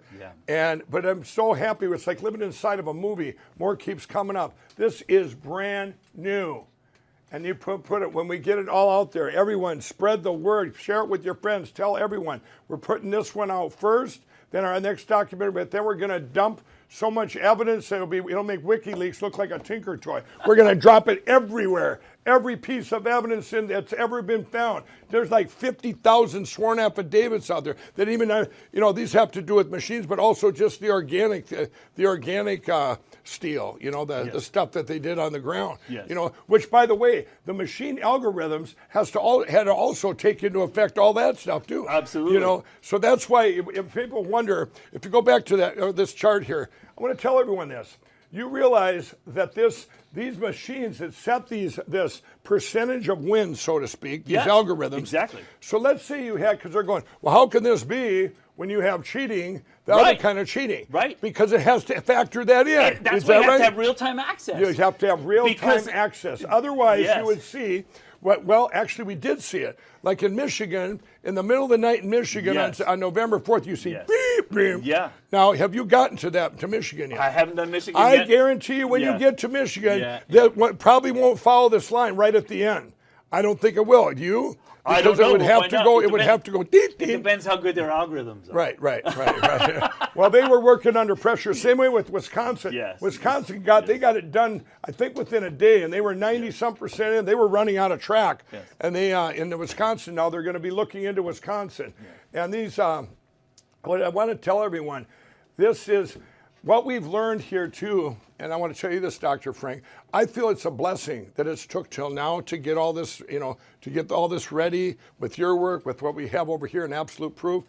Because if we would have found out earlier, I said it in our first documentary, if earlier they would have done the right thing and everyone would have done their jobs, the legislature said, hey, of course dead people can't vote. Of course people, non-residents can't vote. You take them off, Donald Trump wins anyway, he's in power, but we never find out about what? We would have never known about the algorithm. I would have never even looked at it. You would have never looked at it. You hear that, everyone? We would be done it's over. It would be over. You will never, ever have this opportunity again to go, this was the big elephant. This was it. This was the monster that started in Venezuela, and the foreign interference, the foreign attack on our country and every other country in the world that's going to be attacked after us. And with these machines and with these algorithms and with this technology that they have. And so it's a blessing.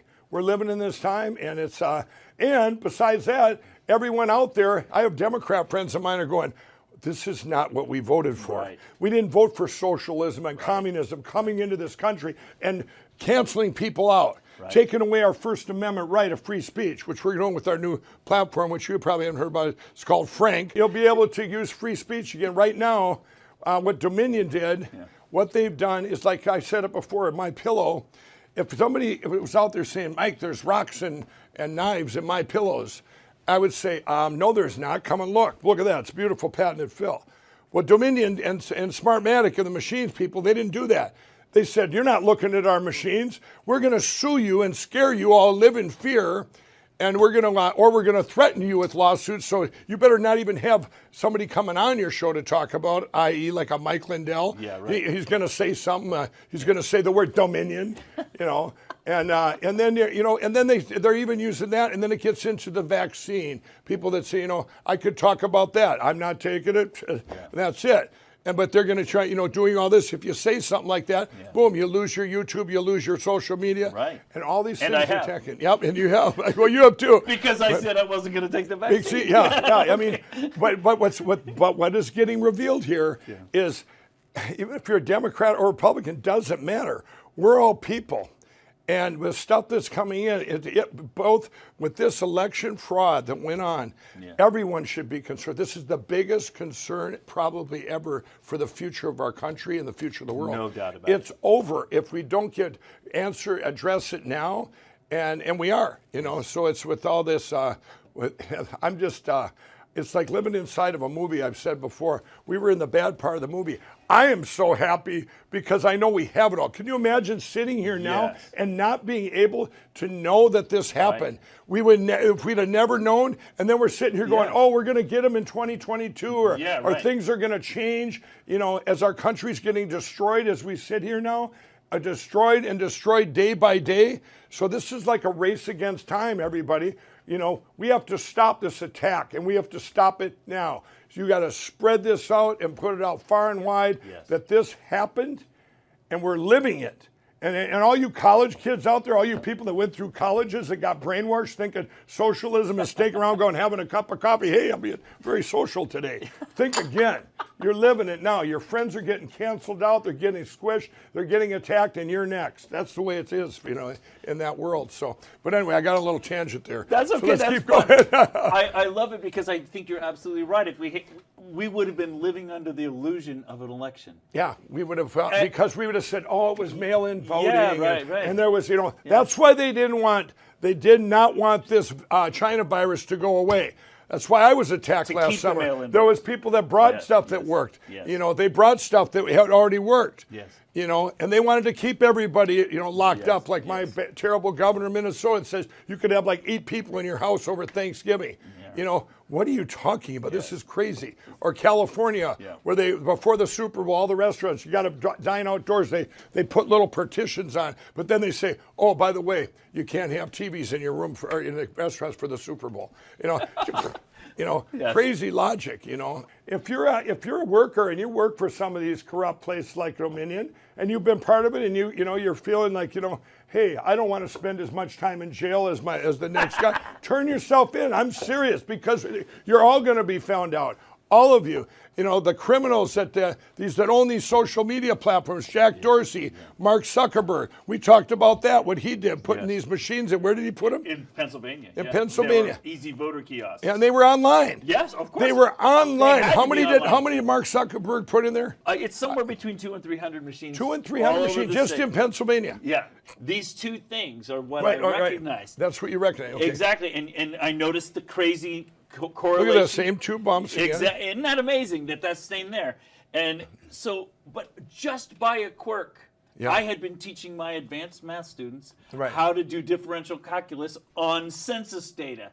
This is the I know in September. What are the odds that you were teaching that? I know, it's amazing. Census data to your class. So this is the 2010 U.S. Census. Yes, and I multiplied. And you remembered these two things. Yes, and so, but only because I was just teaching it to my kids. Wow. And how many geeks use the census to teach their students Right. differential calculus? Not too very many. many, but I'm at a special school and I'm Right. always doing real life examples. Yeah. And here it is. So this was fresh in my mind. So I kept seeing those two bumps and I'm like, wait a minute, I've seen those two bumps somewhere. Moved the 2010 census 10 years to the right. Right. Because that was 2010, now we're in 2020. Okay, you just have someone out there, maybe the head of Dominion, the head of the head of the China Tech. They just spilt their coffee, going, Yes. "You're onto us. Exactly. You're onto us. You're found out. Exactly. You got it all from the 2010 census. Exactly. You didn't even bother on the biggest crime in history. Use the 2020 census. Well, Or they use don't a- have one, a little- right? Oh, they It don't wasn't have one. ready. It's not Wasn't ready ready. Yeah.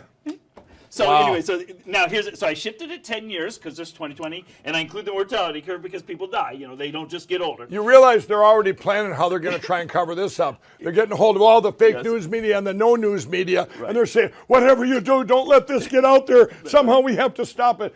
But bad news, you can't stop this because this is getting out there through the new social media platform. Frank, this one's getting out there just on, it'll be on LindellTV.com. We'll put out that they couldn't get us before. We had enough power, safety, or whatever, where they couldn't break it. And over 150 million people seen absolute proof. People want to see the truth, and they want to get help. Everyone, you can all help by just spreading this far and wide. Right. Tell it to your neighbors. If you live next to a Supreme Court justice or you're in their neighborhood, you give it to them 25 times. You be over there, you tell them, have you washed it? Have you washed it? Have you washed it? Judges, get it out to them because all the states, everyone's going to be coming out now, and they're going to say, hey, we've seen the same thing. So this is me shifting it 10 years and allowing for people to die. Simple thing. But compare it to the registrations. Wow. So this was the clue that told me that they're using population to control registrations. Right. That was the clue, and I never population to control registration. And I never would even thought of that, except I was teaching my kids the census. Look at this. So these are the registered voters, and there's the population. So what they do, they have everybody. They register basically everybody that they so possibly that can. That but they need possibly to know what that can. is. But they need to know what that is. Yes. So they're using 2010. Yes. Census things. Yes. So when you seen earlier, like in Colorado, when it blew by, that just meant the population changed there between 2010 and now, and they registered too many because either people left the county or died. Yes. So now let's go knock on those doors. Let's knock on those doors. Yes. Yep. And that's what you guys did. And I've got the algorithms. Well, let's see that. Okay, very good. Here we are in Colorado. They made a mistake, huh? Yes, because the blue line is the population. Right. And the black line are the registrations. Wait a minute. The registrations go above the blue line. Wow. Okay. So now that tells me either people died or they moved. Oh, they moved. Exactly. Or they moved. And this is not too big of an error. If this was all it was, I'd probably walk away. Right. But the thing is if you notice when I just showed you Ohio, normally the black curve stops about 90%. Right. And then the red curve stops about 90% of that. But this is a big deviation because this population changed from 2010 to now. Look at that spike there that they registered. That's and right. if you went down, that means, everybody, if you're 50 years old, they have a huge, almost 400 less 50-year-olds that now live in Bloomberg County, Colorado. But yet they all registered. I don't know that they moved, did they died, did they don't, Well, they have more ballots too. More people voted than were registered. Yes. I mean that even lived there. That's the point. More people voted than even lived there. So it's very interesting too because we heard all this during November and December. Everyone's going in our county. I mean, I think there's like 50,000 affidavits out there of people sworn testimonials. They looked at stuff. They go, we had more people in our county that voted than even live here. There's an example. They went up in Antrim County, Michigan, which is still going on. These guys are. It's going to open up everything. This is where they actually got in because of a down ticket. Yes. Okay. Yes. And Matt Shapiro, he with this down ticket, it was a school board race, but there was only 15,000 people in that Antrim County that voted. Now, when you're sitting, it's always a traditional red county. It's like 70% or something. Yeah. So they're all sitting around the coffee table the next day when they lose by 70%. Yeah, right. 7,000 votes flipped. They're going, who did you vote for? Yeah, who did you vote for? You know, they knew in real time it was a problem. And they didn't have time to go over and suppress it because it stayed under the radar because it was a school board thing. Right, yes. You know, that the judge said, yeah, go ahead and look at the machine. They got to it, though. They destroyed part of it, but they were still able to get it and audit it. And this explains why nowhere in the country do they want these machines looked at and do they want the audits done. Right. Because you're going to find all these things here, and you're going to find more people voted than registered. You're going to find all these algorithms, but we already have that. The beautiful thing is we don't even need it now. We've got the spyware that shows the cyber footprints. Yes. We've got your work here. What do we got here? We got all kinds Well, of... what I did is I sorted the counties in Colorado. There are 64 counties in terms of registration as a percent of population. So in Mineral County, they have 151% people. Wow. Now look at more. Right. Okay, if everybody can see this, we go all the way down. There's probably about 15 counties when you get down to 99%. So at least about 20 counties. Yeah, something like about that. 20 counties just in Colorado. Yes. More people registered than that live there. Okay, and everyone says, well, how can that be? There must be a mistake. No, it's not a mistake because they used the 2010 census of population in the U.S. So these counties here, I would bet you, okay, that if you went to Jackson County, if you went there and you pulled a poll now, you'd have all these people that either died or left the county. Oh, yes, but we still have a ballot from them somehow. Yeah, well, we know that. Bring in the ballots, truck them in, So you said Jackson, so let's bring it up because I'm doing this at random. We didn't plan. Oh, look at these numbers change. Can everybody see this? Now these numbers, so you made this, you put in the county. Yeah. Okay. I click over here and it automatically shows and what were these numbers that all changed here? It was basically putting in the data for those putting in counties. the data for this. And then you can see the totals, right? So this is Jackson County. Yeah, and you notice the same as before, the blue curve is the population. Here's more people that voted than actually live there by a lot. So it's a small county. So, small county, but register, look at this huge. It's you're seeing all these lines going past. I'm going to follow my finger here. You see that, everybody? That's the population. That's the population. Yes. Look at all these spikes that went past it. That's impossible. So think about it. 70-year-olds, it looks like you've got about 10 more 70-year-olds who are registered and who voted than you have people. So go knock on doors. You only have 30 doors to knock on. You only have 30 doors to knock on. But they did that. You did yes, that we in did that in Pennsylvania. This is what they did. Yes. They did 1,600 just a test like this. Yes, and they said, this is impossible. Let's go knock on their door. Yeah, exactly. Well, they knocked and nobody could open the door because the guy's not there. That's, somebody lived there. That's right. But so it's not just the guy that was theoretical. It's not just theoretical, so that's fun. The next thing is that anybody can do this, and anybody can download the database. And so guess what? Every citizen, every patriot in our country who wants to do this can get on board, and we can go knock on doors, and we can clean up our registration rolls, and we can have real ballots. Get rid of the machines. Get rid of them. You got to get rid of the machine. It's funny. I want to tell everyone this too before the other documentary comes out we filmed today. We are doing recalls now around the country, and we're like in Arizona to get rid of Doug Ducey, the Secretary of State there, and these other people that blocked from Maricopa County to block the audits. We know they're just bad politicians, right? Yeah. So they're doing the recall. Do you know when you do a recall, it's pretty amazing. You got to have the exact paper, the exact size, one person, one validated signature, and it's hand counted. What a concept. They do more careful so they don't get recalled than they are to protect the country. I hear you. Is that, I was blown away. And it's like that in all these states have a special thing for recall. You got to make sure everything's I's are dotted. Well, why wouldn't you have that in an election? Why would you have it in the in first our place? most important thing we have for our country. Yes. This is when we say one of the biggest crimes in history, one of the biggest attacks ever. You're attacking every citizen in this country and the world when it's over. When you got stuff like this is the scariest stuff people can ever imagine. Yes. Because now they're getting a taste of what's coming at them. They're getting a taste. When they see their friends disappearing, just erased. You know, Yeah. boom, they're cancel culture. You're out. Yeah. Oh, I don't like what you say. Boom, you're out. Yeah. And you have one narrative. All the media out there, all the mainstream media. Shame on them. The people behind them. I'll tell you another thing. We're going to have the biggest lawsuit. Alan Dershowitz said he's part of my team of lawyers, where he's an advisor to them. I hired as an advisor to my team of lawyers. He said this lawsuit is going to be the most important lawsuit for the First Amendment in history.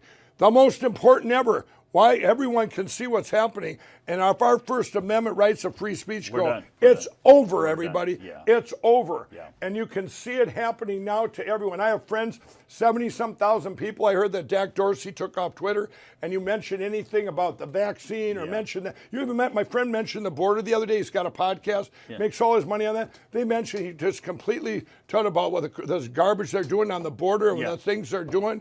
And banned YouTube, 2 weeks, 2 weeks. Who are they to say? Who is Google and Mr. Alphabet and Mark Zuckerberg and Jack Dorsey? Who are these guys that control us and tell us what we can and can't say? Do you know when I want to tell everyone, when Absolute Proof came out on February 5th, you know what Mark Zuckerberg did? He put up a sign over it on Facebook that said contains nudity and profanity. You want to talk about that being legal? No, can you believe this? All these guys that just came out today, I just looked at, all these guys, it was somebody said it on one of the mainstream TV shows. It might have been Fox that said, but what the host said, can you believe they're allowing these groups, these child traffickers, that's what it was. Yes, It was the traffickers, coyotes. coyotes, that's what it was. It Yes. was an art, they were talking about that. They get to be on social media, but yet everyone else in the country that says something, hey, I don't agree with the vaccine, I don't agree with this election, I don't agree with, and then you have, when we talk about free speech, when you can take a company and you can take our companies and you can sue people or threaten suits that if you mention someone, you know what that is? That goes back to racketeering and mafia.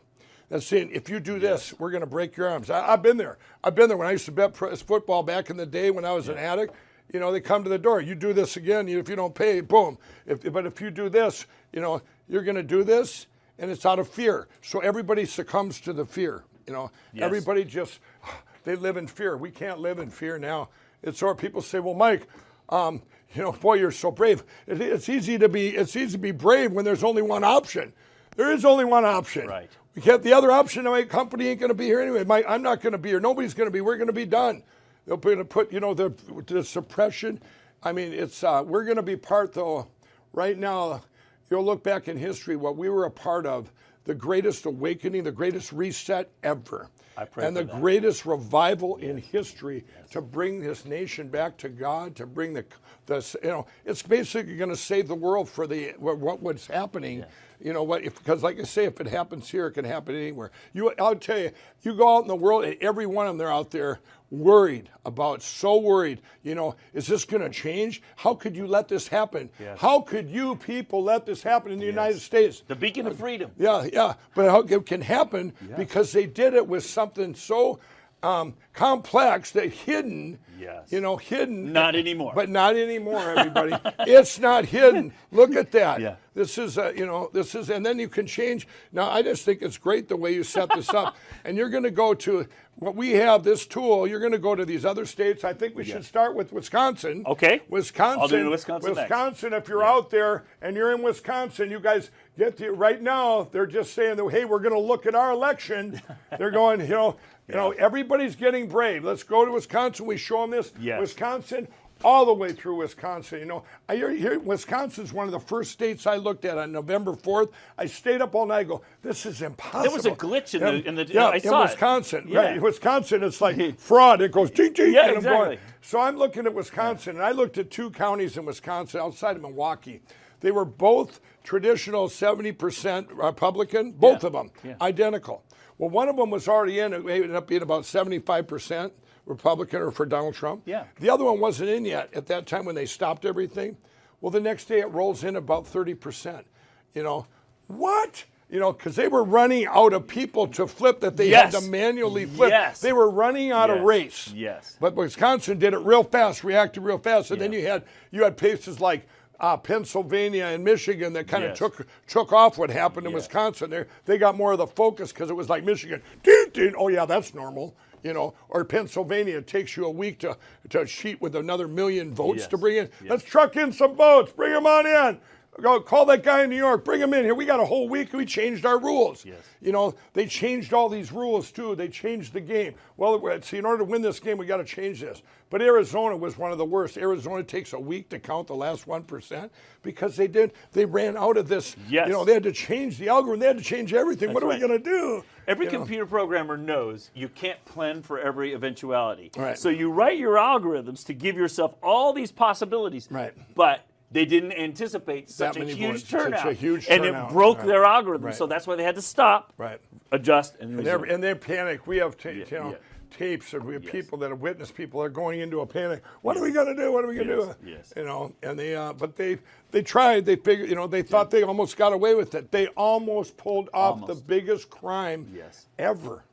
And and I want each, everyone, and I'm speaking to the Democrats. You guys, what came in here wasn't what you voted for. This attack. That's what I want to tell.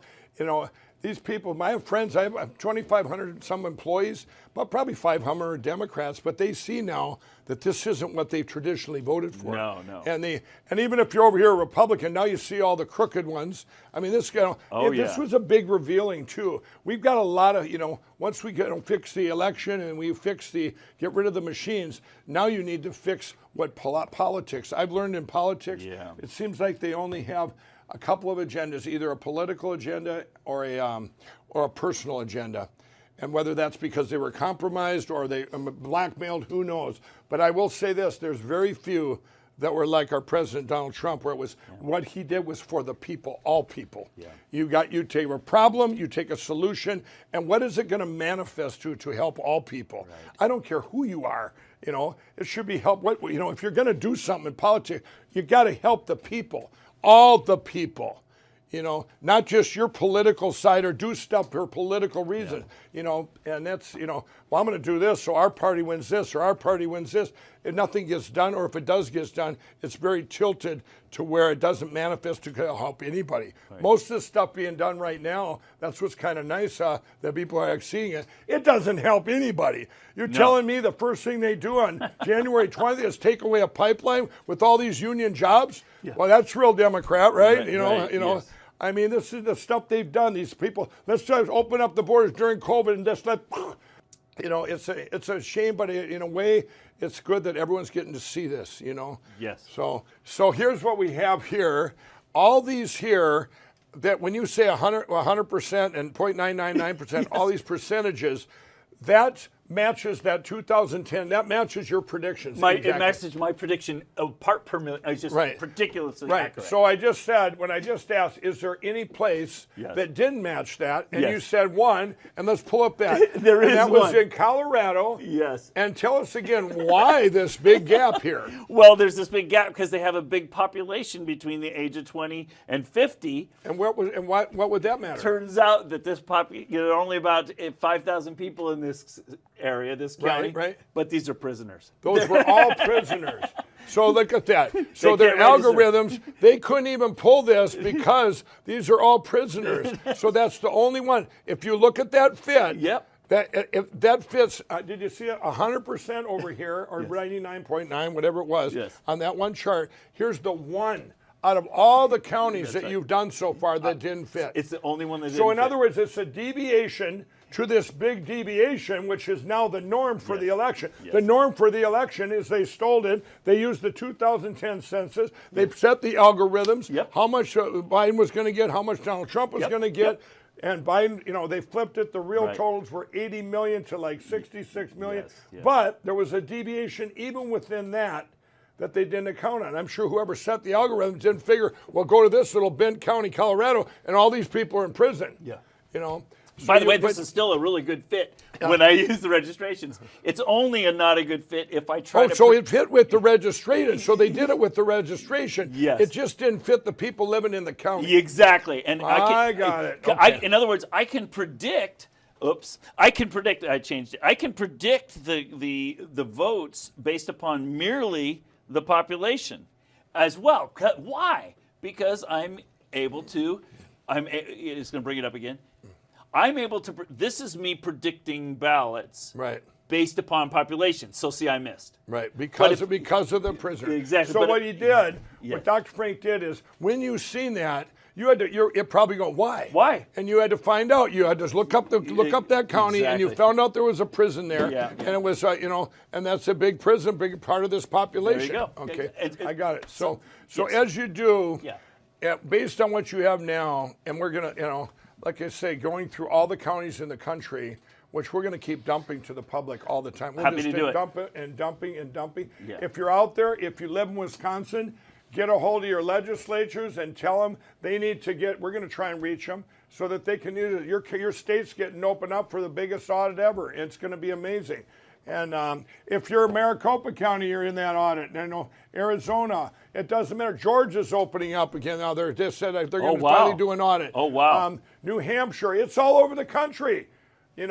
That's just everybody's got to get on board. Let's open up the machines. Let's look at this, and here's what you're going to find. Yes. This was the biggest crime against the United States and the world in history. I believe it's one of the biggest ever because it affects every single person on the planet. Absolutely. And thank you, Dr. Frank, for your. My pleasure, sir. Wow. This has been a blessing for me and a blessing to everyone, and I'm sure each and every person out there is going to thank you, and they do thank you for your time and what you've done. You're welcome, my brother. God bless you. Yeah. Thanks, everybody.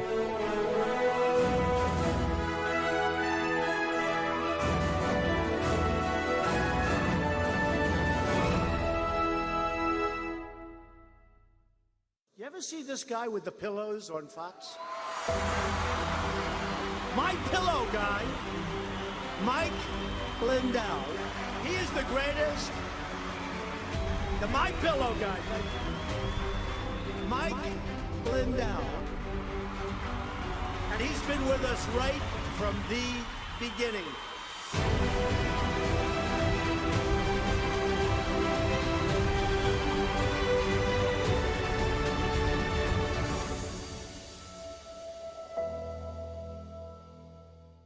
Hello, I'm Mike Lindell, and I'm excited to announce my new product, My Coffee.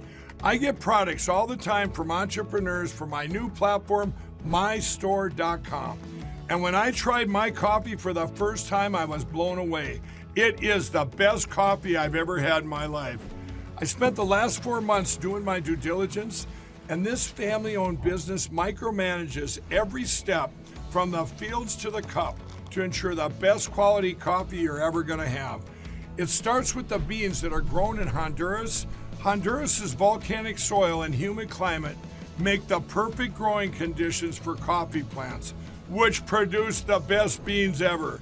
Then each batch is tested for its aroma, taste, and other aspects to meet the highest standards in the coffee industry. And after that, it goes into production, which is all done right here in the USA. It's like you're getting that small batch specialty coffee, but delivered right to your front door. So go to mystore.com or call the number on your screen. Use the promo code and you'll get your very own My Coffee for 25% off. You guys all know that I've traveled the country for the past year and a half. I've stayed in hundreds of hotels. I've tried every coffee out there. Well, some of the coffees have that terrible aftertaste, some that leave me jittery, or I get an upset stomach. Well, My Coffee is different. It's the richest, smoothest, best coffee I've ever had. My Coffee comes in a variety of flavors. You get them ground or whole bean, plus it's certified organic and non-GMO. I guarantee it'll be the best coffee you've ever had. So go to mystore.com or call the number on your screen. Use your promo code and you'll get My Coffee for 25% off. And I'm going to give you deep discounts on all my store products. That's mystore.com. It's my new platform for USA entrepreneurs. Please order now. 3 years ago, frankspeech.com was launched during the height of mass media censorship to give voices back to those who had their voices silenced. This April, Lindell TV celebrates 3 years of uncensored truth about America's stolen elections, the voting machines, and the fight to return to paper ballots.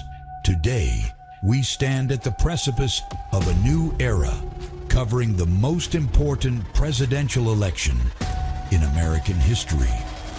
An era defined by the battle for some of our most fundamental rights: freedom of speech, freedom of press, and secure elections. We at Frank Speech refuse to be